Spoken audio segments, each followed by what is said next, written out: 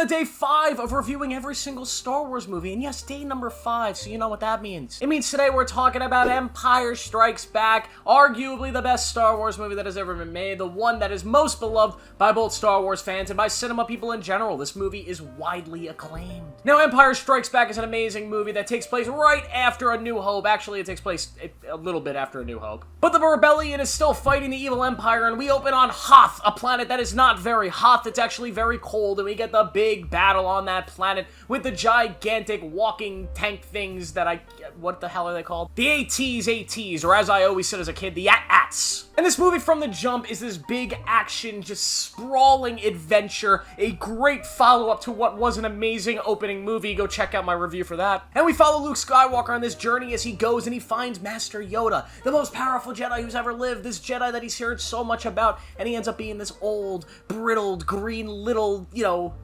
monster thing. And he ends up being the perfect representative of what it means to be a powerful Force user. So this movie kind of duels with these two plot lines. You have the plot line of Han, Leia, and the rebellion, and then the plot line of Luke training to become this powerful Jedi, understand the Force, understand his purpose in the galaxy. And both these storylines are amazing, with the rebellion eventually taking us to Cloud City, this extremely unique location that does not get enough credit in the Star Wars universe, where we meet Lando Calrissian, this badass, charming, old scoundrel that Han Solo used to be friends with, and also used to be Childish Gambino. Because it takes two. But then Luke's training as a Jedi is also so amazing, and it's so perfect, and we get all these beautiful messages.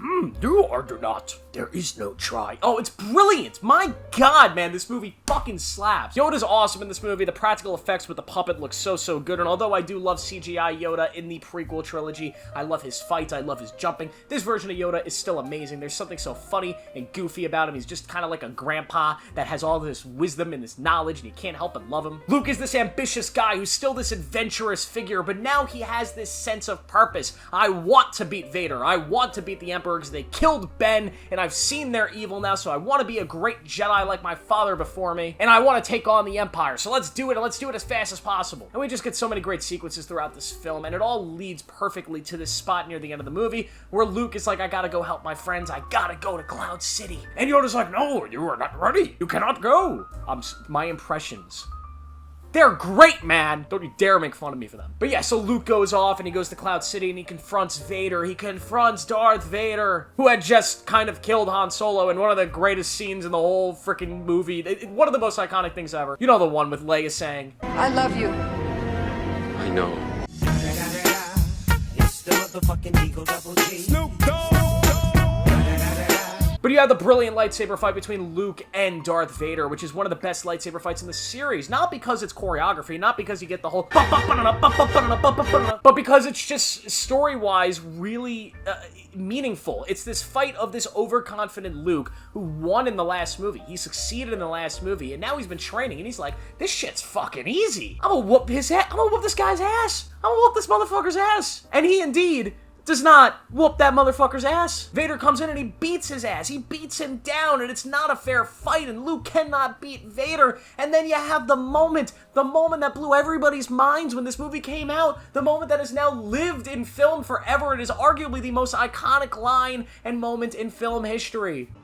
I am your father. Luke finds out in his crushing defeat. He's already lost, but now he finds out that Vader is in fact his father who he believed to be this Jedi hero who had been killed by Vader, his father who he believed he was trying to avenge by taking on Vader and the Empire. He finds out, no, my father is Vader. He was turned to the dark side, and now he's this monster of the Empire. What a freaking moment, and I know this moment, everybody's seen it. It's just become such a part of our DNA in understanding film and storytelling, but imagine at the time watching this, not knowing this was coming. This is one of the most iconic moments because of how much it means to the character of Luke Skywalker and this story here. There is so much meaning put onto the fact that Vader is related to Luke, and throughout the first movie and a half, he had no freaking idea, and his journey and his intentions and his ambitions in this war with the Empire and with Vader were all on the basis of knowing his father died and was killed by Vader, Ben died and was killed by Vader, the Empires are a bunch of dicks, and Vader's a dick, and now that's all kind of brought down and really crushes Luke's sort of ideology on this war and ideology of what he is as a Jedi. and it brings it completely down to the ground and sets him at point 0. And it's such a remarkably smart moment in this script and in this story, and it cannot go understated how important and amazing it is. But then you get Mark Hamill going, "No, that's impossible!" And then he falls down the whole freaking thing, and then the end of the movie happens, right? You get Luke and the crew at Ground Zero. They're done. They've lost. They've been defeated, which at the time in Hollywood is not a normal thing for a movie. You do not see the heroes lose in movies like this. But they get their asses beat. They lose. Han is frozen and whatever. You know, he's getting sent off the Jabba the Hutt. You know, Luke only has one arm now. Vader and the Empire are strong, and the rebellion is in a weak spot. And we get the ending of the film, and the audience, I can imagine sitting there all the way back 40-something years ago, were probably like, my God, where is episode 6? Because you need episode 6. At the end of this movie, you absolutely need to see the conclusion. You need to see where these characters go, how Luke is going to overcome this new mystery, how he's going to confront this enemy that he once thought was this evil monster, but now realizes is actually his father, a man who was a hero, a man who was this strong warrior, but has fallen to dark forces. How is that going to translate into number 6? This is a perfect movie, not because it tells a perfect story from start to finish, but because it makes it so this trilogy needed to be complete. You have to see episode 6 to see what happens next. You need to see where these characters are going to go because they have evolved so much from episode 4, but even more so throughout the course of episode 5, but of course their arcs are not finished. They have been left in a spot that you can feel satisfied from watching episode 5. You've watched a masterful movie, but you have to see episode 6 because god damn it, man, how is Luke going to react to all this? And it's so brilliant. It's one of the most brilliant scripts I think ever written in Hollywood.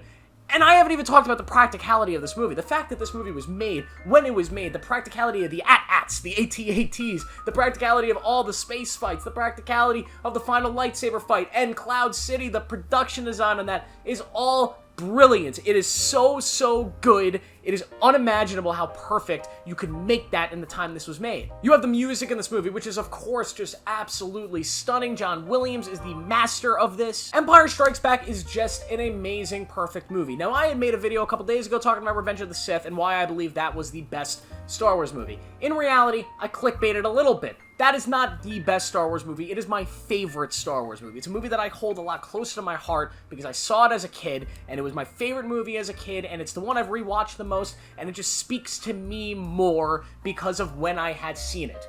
But if I were to give my opinion here, taking away my childhood love for that, taking away all my nostalgia, Empire Strikes Back is easily the best film in this franchise. Easily, without a doubt. It is the best movie in this franchise. From start to finish, this is a spotless script that understands its characters and its universe so strongly. It expands the universe that was introduced to us in episode 4, and it takes these characters and it continues to make this story about these characters and the journey they're going on, and the journey of Luke discovering more about the Empire and Darth Vader. It's just such a good movie. This is good shit, and I'm going to go this entire video without mentioning how much I hate what happened after episode 6. Fuck, I just mentioned what happened after episode 6. My god, I got this close. But this movie is Star Wars. Empire Strikes Back is Star Wars. And I can imagine anybody that saw this movie when it came out, I understand why they consider this to be the best Star Wars movie and why it is their favorite movie ever for a lot of them. So yeah, I'm gonna rank Empire Strikes Back. I'm going to give it a 5 out of 5 easily. My god, what a film. What do you guys think of Empire Strikes Back? Let me know down below. Please make sure to like this video, subscribe for more, turn on notifications. See you guys in the next one.